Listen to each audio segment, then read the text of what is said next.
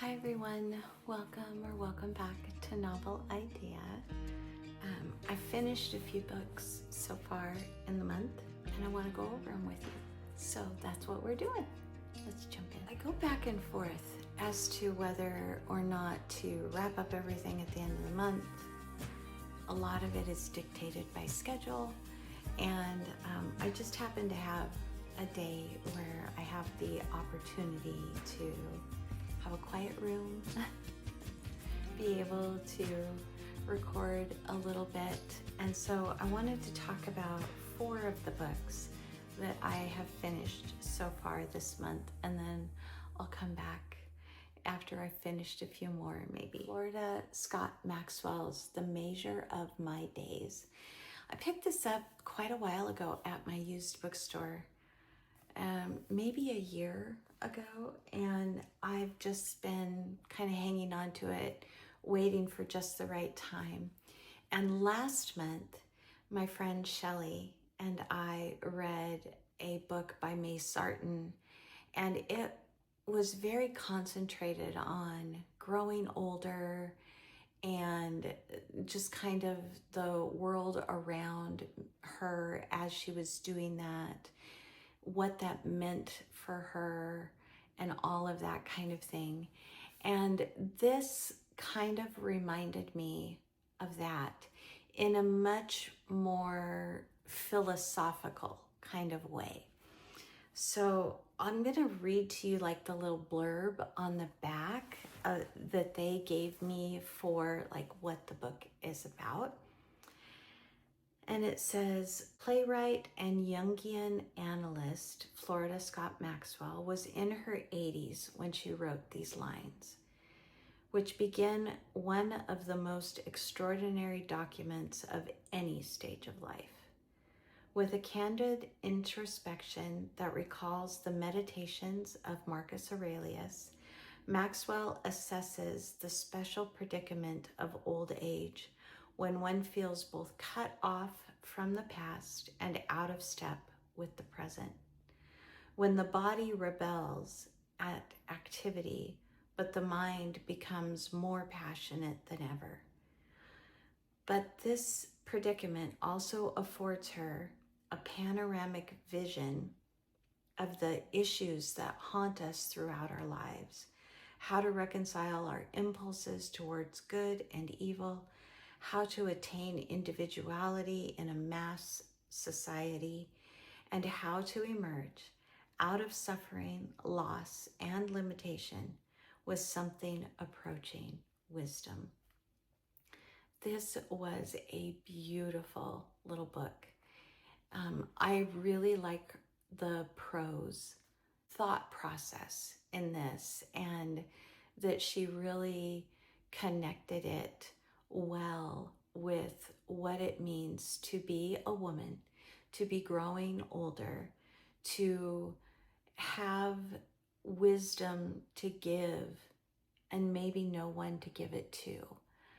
And the thoughts about the fact that we have had people in our lives that were in the exact same position that we are currently in as we age, and that we did those same things to them. So for me, this was a little bit of a call to step into some elders' lives in my life and listen to them and ask them questions, and to just glean as much as I can before I myself am in that position and ready to have my mind be super active and my body not so much. I really enjoyed it. So that was the first one. The next one was the Mabinogion, and this is a work of Welsh literature, ancient Welsh literature. And the Welsh are fantastic storytellers. I enjoyed this so incredibly much. I actually finished it and went back to the beginning and started over and read it much slower than I did the initial time through, because I just wanted to grab everything that I could out of it. I think this is probably the first telling of King Arthur in all of the historical texts out there, or historical fiction texts out there. That was fabulous, but there's much, much more in here. And so we have giants and the daughters of giants, and we have the Lady of the Fountain, and we have, there are just so many, and they're individual tales. I just thought it was so wonderful. So ancient Welsh, high praise from me. I just thought it was fabulous. I finished The Hidden Mountain by Gabrielle. I again read this with my friend Sandra, and she has been my Gabrielle buddy, and I'm so thankful for her and the way that she can make connections to other pieces of literature, and the way that she pulls meaning out of text that I just didn't see. And I don't think I would have enjoyed this nearly as much if it would not have been for reading it with her. This is by the same author as The Tin Flute, and this work probably reminds me the most of The Tin Flute out of all of her books. It is about an artist who does not think of himself as an artist, number one. And then number two, he feels like he's constantly being pulled or pushed toward something. And he doesn't know exactly what that is. All he knows is that he is not able to create something that he feels is worthy of being left behind. He doesn't feel that anything that he has created is something that is going to speak about him and speak about his life beyond where he is currently at in life.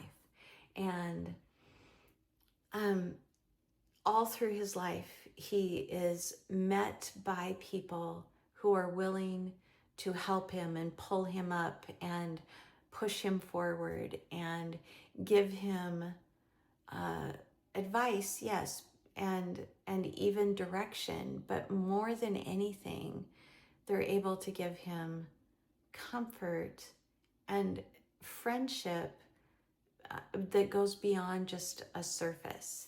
And so there were many things that I loved about this, but this is one of my least favorite of hers that I have read, because of the fact that our protagonist just never really seems to have any high moments. There's never a sense of, it's a very melancholy book. And I love a redemption story. And this is not really that. So I would say, if you like things that are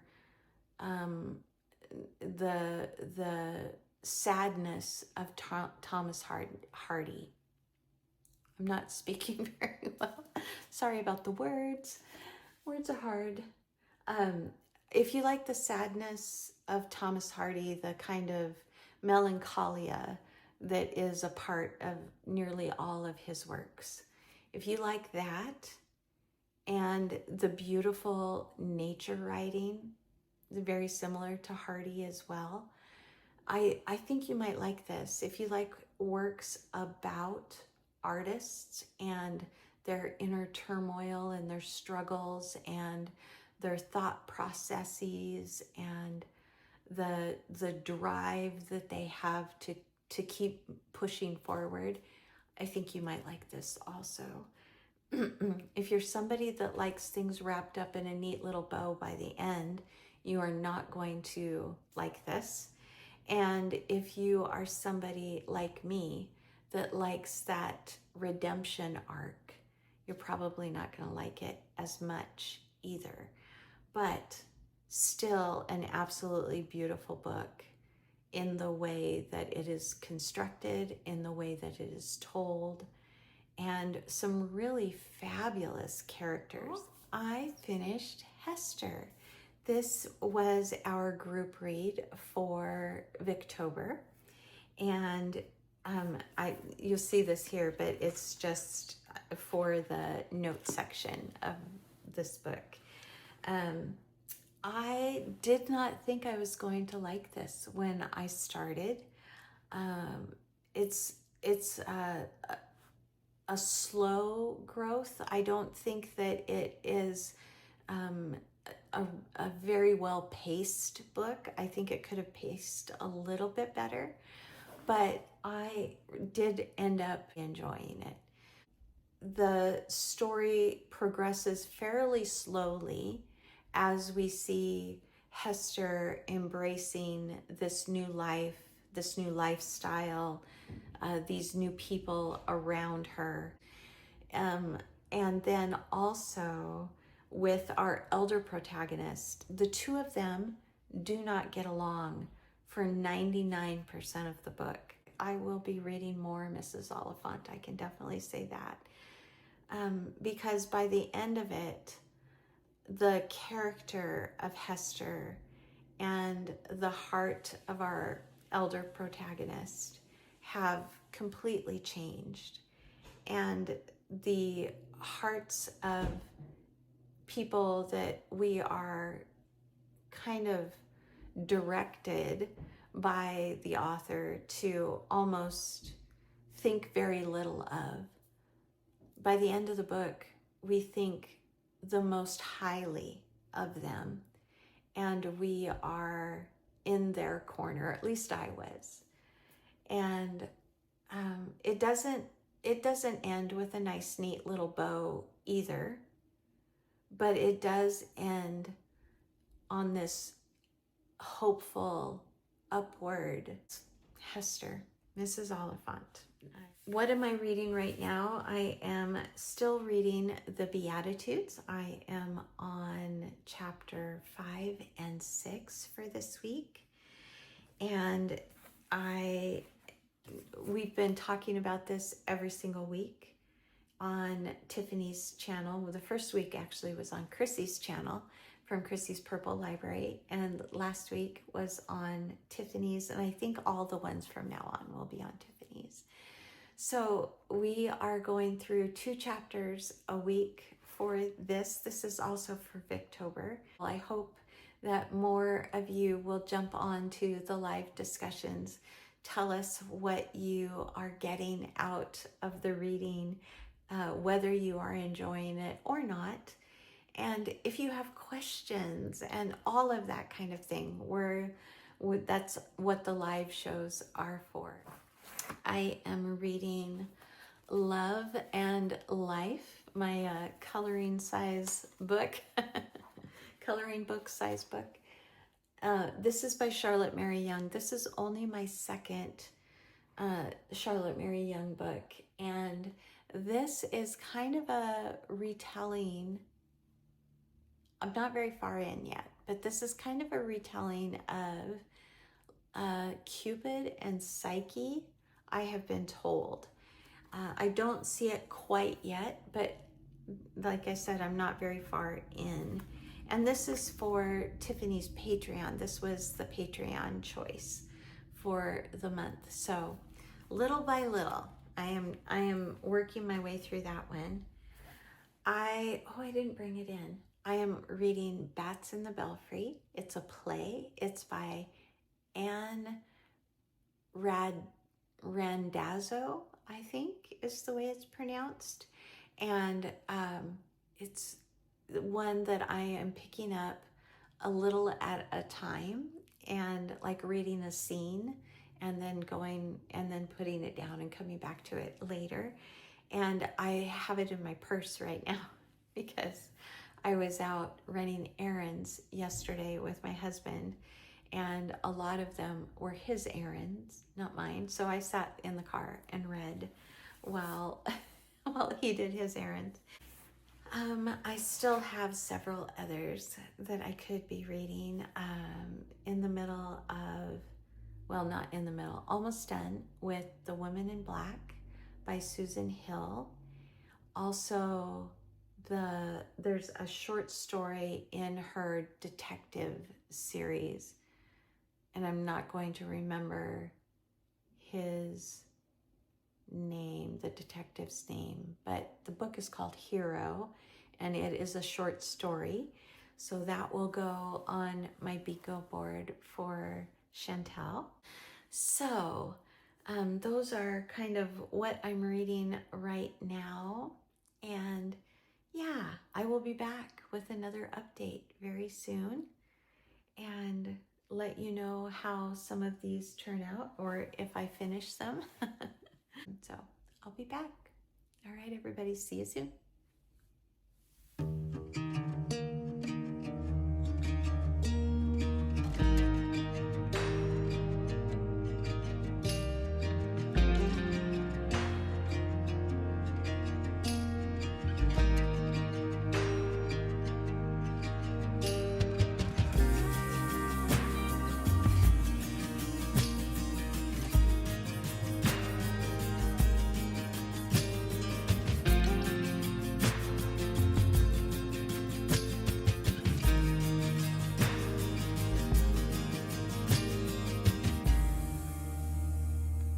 First of all, let me tell you about Woman in Black.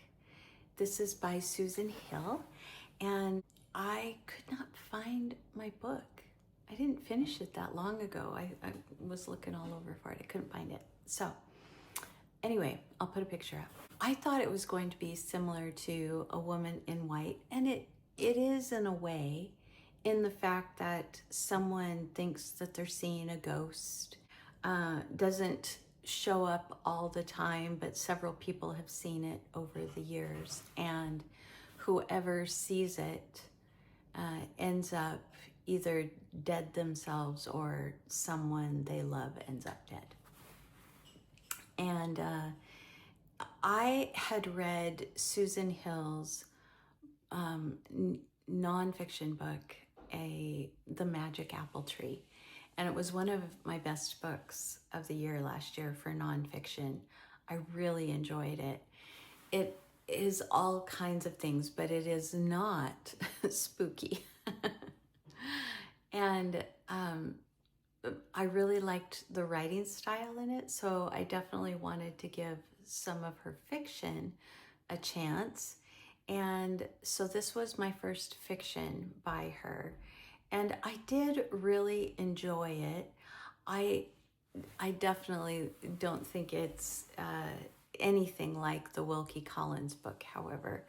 It doesn't have the suspense in it. It's much more of a thriller, much more of a spooky, atmospheric kind of book than it is the suspense and sensationalist kind of novel that Woman in White is. So Woman in Black, man, he sees this ghost and he manages to survive, but then he is constantly kind of on edge for the rest of his days, waiting for the next shoe to drop kind of thing. And I thought that it was well written. I thought that it was a good one to read during spooky season. And I definitely think that it has some of the atmospheric things in it, but I would call it more of a ghost story. Really good. Enjoyed it. And then I also read another of Susan's fiction works, and it was called Hero, and it is like a prequel to her, I'm going to say Simon Cerillier, I don't know if that's right, series. And that is her investigator, that she has written a series of mysteries. And so this was kind of his impetus story. And I thought it was good. I think I like her better in long form. This was just a little short, not even novella, I would say more like short story. And not having read any more of the series, I don't really know how to compare, what the rest of the series is like, or whether I like the characters or not, because like I said, it was just a short story. But I am kind of intrigued to find out if I would like them, so I may pick one of those up very soon and see if I can't get on with it. Hawkmaiden.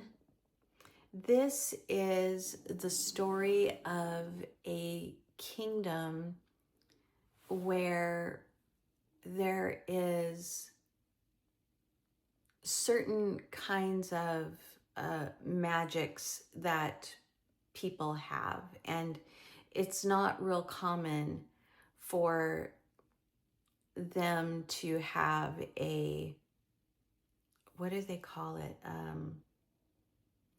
like a beast master type of magic. And our young heroine in our story, I think her name is Dara or something like that, she finds out that she has the ability, especially to talk with birds. And she finds and trains her own hawk, who then she can even see through the eyes of as they are soaring above situations in wars or battles, or in needing to spy on an enemy, or find out if they are an enemy, and these kinds of things. A well done story, I thought. Oh, I didn't tell you who it was by. I'm sorry. This is by Terry Mancour, and I don't know how many of the books are in this series, but I am going to go on. I think it's called the Spellmonger series. I don't know for sure. I am going to go on in it. It was a library book. So our library has something strange going on with not being a part of the network that we have been a part of for many years. And so now I have to go get a new library card before I can check anything out. It's a little strange. But anyway, Dara trains I don't know if it's a hawk or a falcon, but she's called a Hawkmaiden, so I'm assuming that it's a hawk. Becomes kind of important in the process of these battles and their kingdom needing to protect itself. And I'm anxious to find out like where it goes from here, because it felt a very complete story by the end of this book, and yet it's one of a series. So we'll find out later on, but I did really enjoy it. And then lastly, I have read 4 of the books in the Allin Cozy Mystery series by Gracie Gann.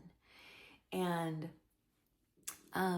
these are with a Christian bent, and they are a little bit of you're gonna have to suspend your disbelief, because the way that she kind of stumbles upon some things, or things just kind of, she's able to find that nobody else has found for, decades and decades, or maybe even centuries. And yet she has found them, and found them in almost a too easy manner. And the way that she solves things and comes upon them, and it feels all a little bit neat and tidy. But I do enjoy the kind of backstories of these mysteries.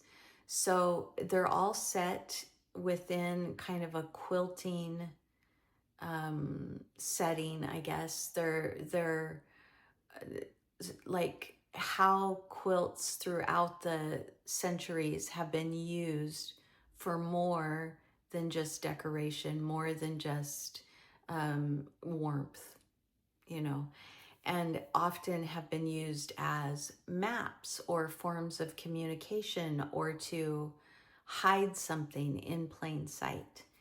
And our main girl, Alex, or I think it's short for Alexandra, but Alex is learning as she goes about these different ways that quilts can talk to us. And there's always some sort of little riddle or clue that is written that kind of leads her on to something else. And you're thinking, why is this coming to her? But you have to, like I said, suspend your disbelief a little bit and enjoy the underlying story of it all. Because the story you're being told, as far as the mystery goes, is really unbelievable. But the story about why this mystery is happening, what, in other words, how the quilts were used and the history of that, is really fascinating. And so I'm enjoying them for that reason. I used this on my bingo board for Chantel as bakery, even though it's set in a quilting atmosphere. Her best friend who helps her in all of these mysteries is a bakery owner. And so we get a lot of talk and story about the different kinds of treats that she is making. And there's always a recipe at the end for one of those treats, as well as several of the elderly ladies who are a part of the quilting circle, who are always bringing not only treats for the adults, but treats for the animal companion. And once I get things situated with the library, we'll see if I can get the 5th one. So that's everything for right now. I'll be back with another update as soon as I've read more. Thanks, everyone.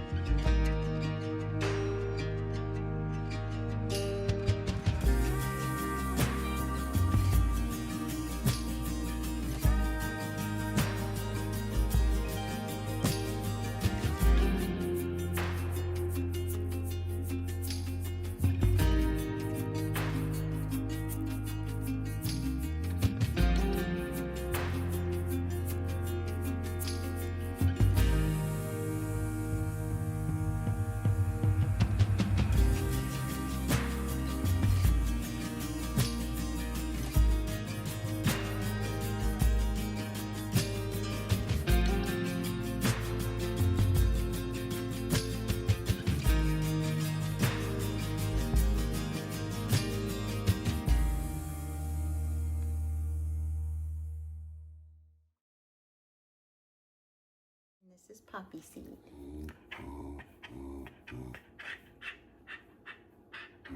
Are you telling everybody hello? You saying hi? I have a reading update. I do have my computer over here, so I am going to look at it. All right, so the first one is Bats in the Belfry. This is by Angela Randazzo. This is a play. And I picked this up a while ago when I went to the used bookstore with my oldest daughter. And I just thought it sounded like fun. It didn't give me any kind of a intro or tell me anything really about it. But I did know that from the list of characters, it sounded like it was going to be something I was going to enjoy, and I did. But just with the description of these characters, it says that the first 4 characters, the Mrs. characters, or Missy's characters, are the instructors at Ogleby Conservatory of Music. So they are music teachers. And then it says Pamela, the lady's niece. So those 4 music teachers, their niece is Pamela. Oliver is her fiance. And then we have his parents, a police officer, a former student, a local minister, friends of folk music, and then trick-or-treaters. And when I saw trick-or-treaters, I was like, oh, so it's a Halloween play. And I was not disappointed, you guys. This is so, so funny. The 4 music teachers, spinsters, are raising their niece who has been away at college. They are unexpectedly, she comes home, and it just happens to be around a party for either the school or the house that they live in. I think it's the house they live in, is turning 100 years old. And so these ladies are throwing a party, and Pamela shows up with her fiance, and she has not told him all of the family secrets. And it's just a comedy of errors. It was the perfect thing for spooky season. I'm not going to tell you like any of the errors or the parts of the comedy that make it so very funny. It was so much fun to go into it not really knowing anything, and I just thought it was so wonderful. It's set in Brooklyn, and I want to say maybe 1930s. I know that the house is Victorian, which also made it fun because this is Victober. And so anyway, I thought, oh, is this based on a book? And so I found out that there is a book that is called Bats in the Belfry by a different author, which is normal. What is up? Do you need to go? Are you afraid of the cord? Are you okay? Okay. So I went to the library and got Bats in the Belfry by ERC Lorac? ECR Lorac? I can't remember. Completely different story. Both called Bats in the Belfry. So I don't know. I don't know why they are called the same thing. But the other one is a murder mystery. It is kind of a locked door kind of well, locked door, is that the right term? Where there's a bunch of people that are at a location and something happens on location, and then they all are suspects. And it's a fun one still. I thought it was good. I thought it was well written. I just didn't enjoy it near as much as I did the play. I thought the play was fabulous. But the mystery was also really good. Read a few cozy mysteries. I read a couple of the fixer-upper mysteries, which are by Kate Carlisle. I have my computer down here. The fixer-upper mysteries are about a contractor who lives in Maine. Is it Maine? I'm pretty sure it's Maine. On the coast, and I'm sorry, California. She lives in California on the coast, and she is a contractor specifically for renovating the historic homes that are in the area. And she is well respected when the second book opens. I had read the first book years ago. And so the second book opens with her being more well regarded, having earned more respect both from her crew and from the other business owners and the people in her town. And she is hired to renovate a few things, and of course there's a murder that happens, and of course she has to investigate. And the thing that I am not loving about these books is that she does have, this is the town where she grew up, and she does have a like arch enemy from high school that still lives in town, that still is giving her a terrible time. And I just find it a little, I don't know, it's just off-putting. And so it's not my favorite cozy mystery series, but I still really think that they are fun to read, and that they are not, they're not poorly written. It's just that a few of the characters really get on my nerves. So I read book 2 and 3 in that series, Vice Versa. And Vice Versa is a Victorian Freaky Friday. And we think that it was probably kind of the original of these Freaky Friday books. I think, though, that it has been improved upon since Vice Versa. This is by F. Anstey, or Anstey. I don't know. Anstey? I don't know how to say it.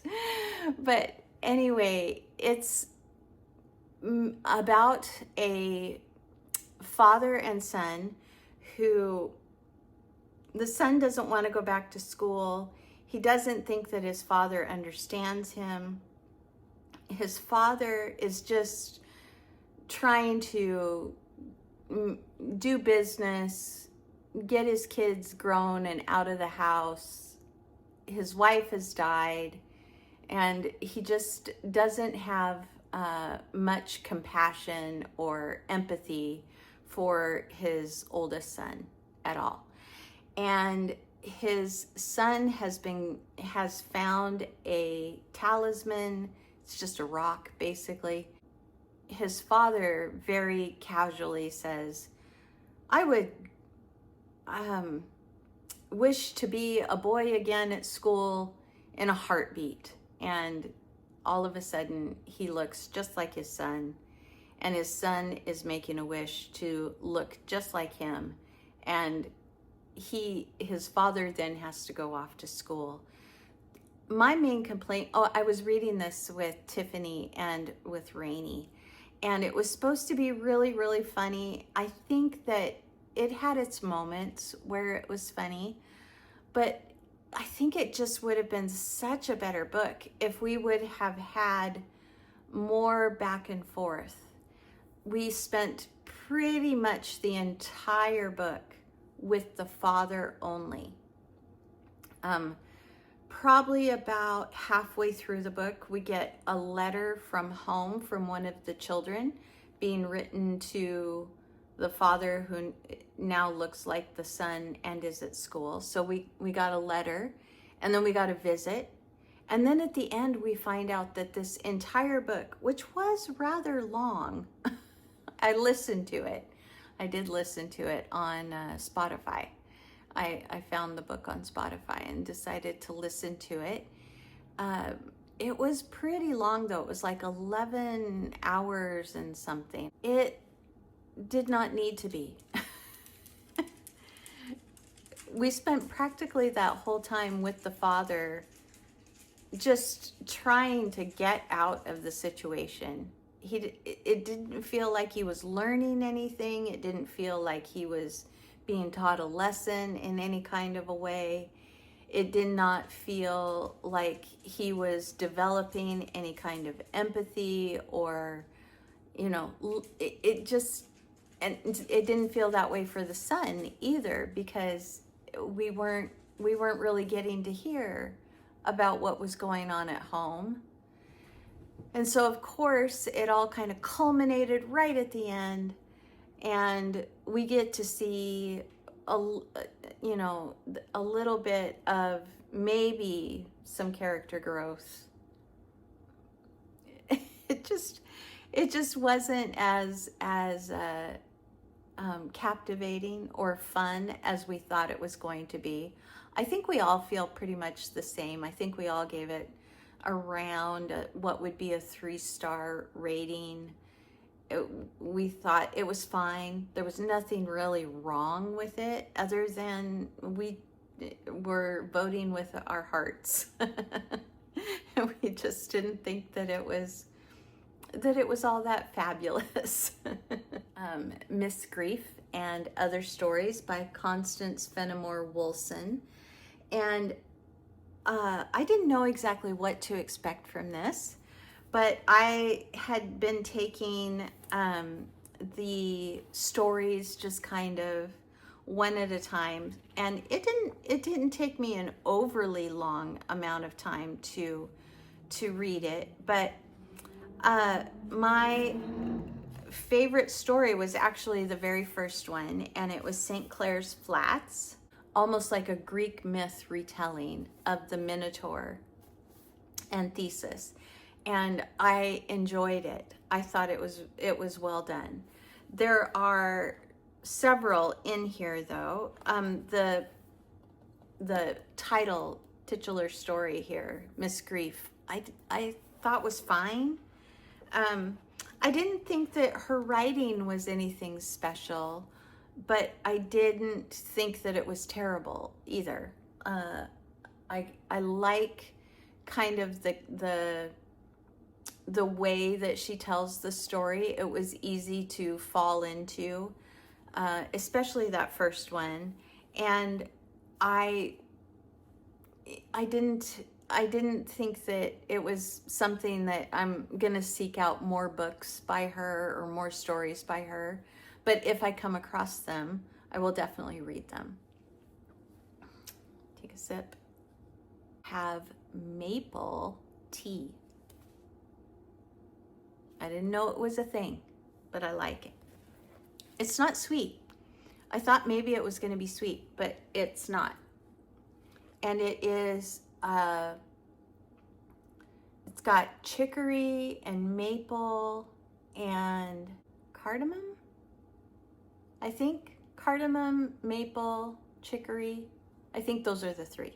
And the last two that I want to tell you about are the Beatitudes by Charles Spurgeon. We finished our read-along of this, and I think that we all agree that everybody in the comments and the three of us that were leading the discussion all agree it was a 5-star read.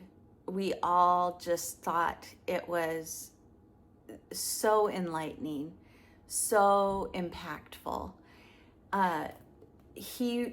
Charles Spurgeon does such a good job of just building one upon the other, of line upon line, precept upon precept, telling you the next step, telling you the reason why the steps before were important. And then breaking those, each individual step down to be able to see it from different facets and different angles. And then every time we had a discussion, somebody would bring something up that would trigger something in my heart to look at something even more differently than, and to recognize something that was being done that I didn't think about, which is why I love buddy reads, but I especially love our Charles Spurgeon reads every year. And I know that we're going to be doing another one next year. I hope that many, many more of you will join us. This has just been such a fabulous tradition. I have loved it. So this is definitely one for Victober because of the fact that it was Charles Spurgeon, Victorian author, as well as preacher, pastor in the Victorian times mega church in London, in fact. So the lives are all recorded on Tiffany's channel, and you can go watch them there if you would like to. If you decide to read it and you want to hear the discussions that we have about it, was great. I can't say enough. And then lastly, I got from the library Hemlock and Silver, which is one of T. Kingfisher's newest releases. And I kind of have a tradition of reading T. Kingfisher in October. And Hemlock and Silver is one of her fairy tale retellings. And this one is a Snow White. And when I say retelling, I should say reimagining, because Thornhedge was a reimagining of Sleeping Beauty, and this one is a reimagining of Snow White. And she has Bryony and Roses, which is a reimagining of Beauty and the Beast. It was really, really good. I will say that had it not been for closed door, but still her having somebody jump in bed with somebody else right at the very end of the story, completely unnecessary. But if it had not been for that, it would have probably been in the ranking of a 5-star. That just took it out of that for me, but it didn't lessen my overall enjoyment of the book. I just really thought it was so well done. So think of Snow White and then just take that out of the picture altogether. Everything that you think you know about it, except for maybe a magic mirror and poison and the daughter of a king. There you go. It was really, really wonderful. Great characters, fabulous character work. You either like or dislike the characters right off the bat. And you see their, I don't think it's necessarily growth, but it is change. And it is really fun to watch and to read. Our main character is a girl who has been interested in anecdotes to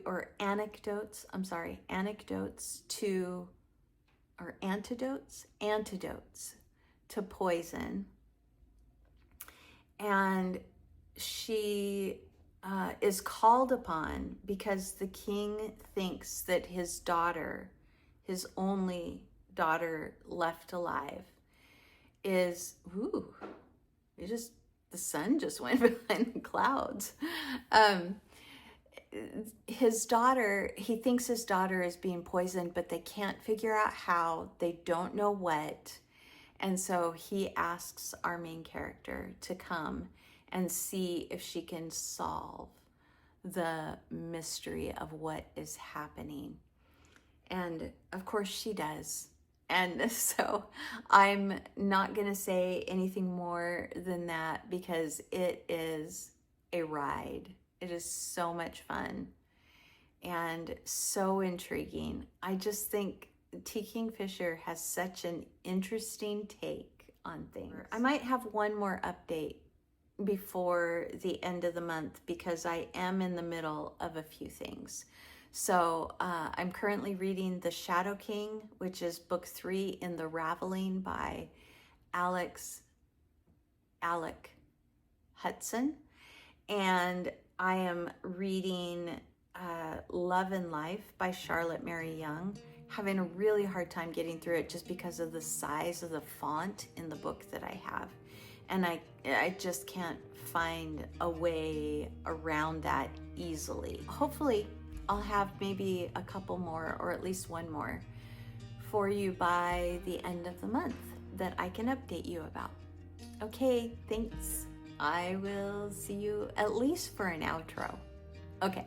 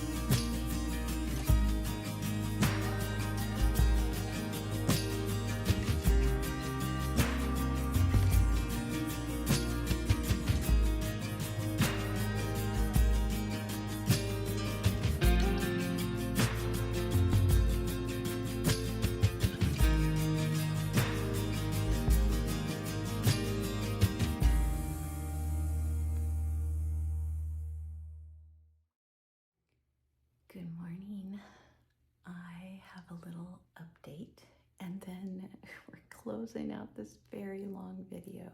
I finished a cozy mystery and it's called The Last Draft, and it is by Agatha Frost, and I enjoyed it. I think I might read another one in that series. It has the coziest little cottage on the front. I'll put a picture up. But anyway, really enjoyed that one.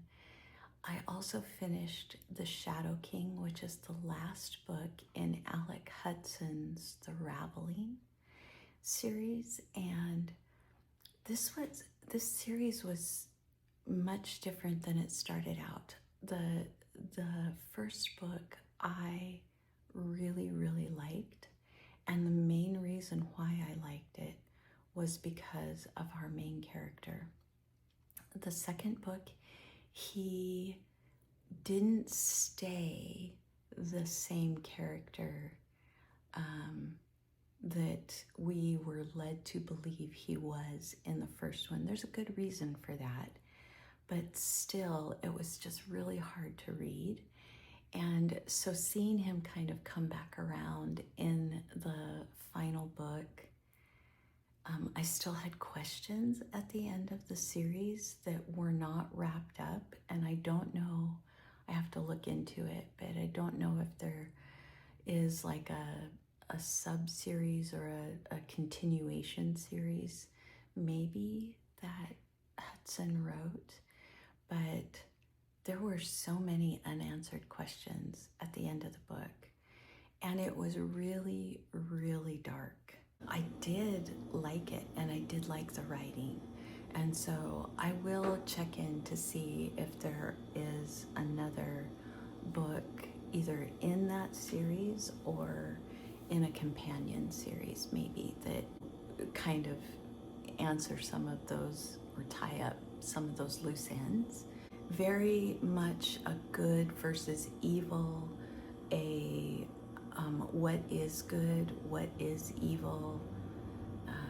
Does truth have any reliance on our own opinion? And then finally, lastly, I finished Love and Life by Charlotte Mary Yonge. And Poppy's getting a drink. James just came out of the bedroom. We're just giving it all this morning. I finished Love and Life. It took me a very, very long time because of the size of the print, and that book is already on its way out of the house. And so I'm not gonna keep it, but that's not because I didn't like the book. It's because the book itself was just so impossible to read because the font was so tiny. Love and Life started off very slowly, and I still was really enjoying it.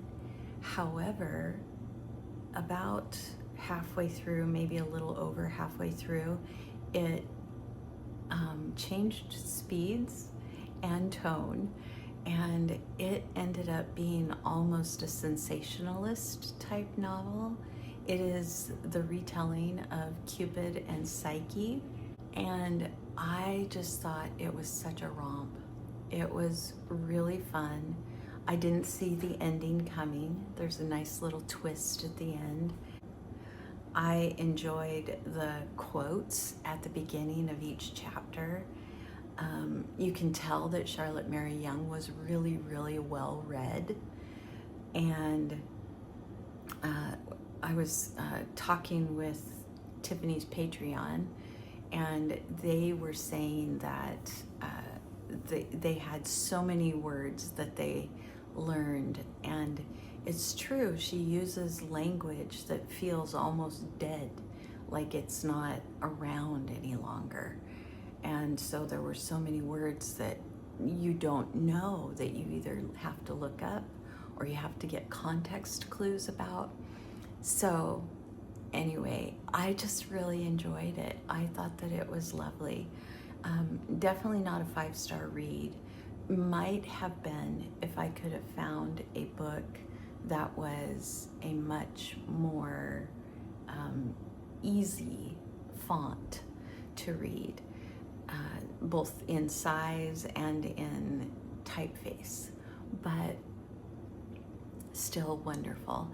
I really, really want a publisher, a reputable publisher, to reprint some of Charlotte Mary Yonge's books, because the ones that are out there that are originals from when she was writing, or the last printing of before they fell out of popularity, I guess, are so expensive. But the ones that you can buy, I don't read ebooks, and so that made it much harder for me. And I don't think that there are any audiobooks or anything like that out there either. So yeah, she just needs to find a publisher that wants to just embrace her.